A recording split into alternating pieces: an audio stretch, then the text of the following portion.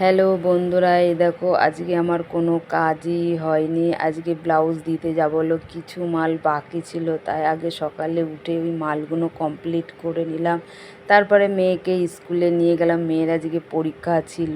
বাড়ি এসছি, দেখি বর এখনও বাজার দিয়ে যায়নি, রান্না করব কি। তখন ফোন করলাম বরকে, কী হলো তুমি আসলে না?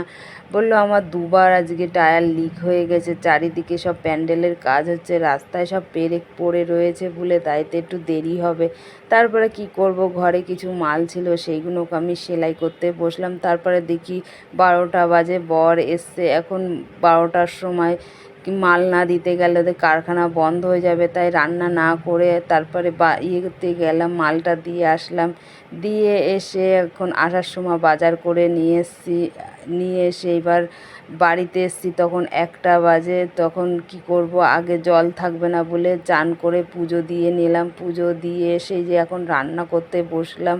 বসে একটু দেরি হলেও অসুবিধা হবে না, এই এখন রান্না করব আর ঘর ঝাড় দেবো, ঘর মুছবো, সব কাজ করব। মেয়ে সেই 4টের সময় আসবে, দেরি হলেও অসুবিধা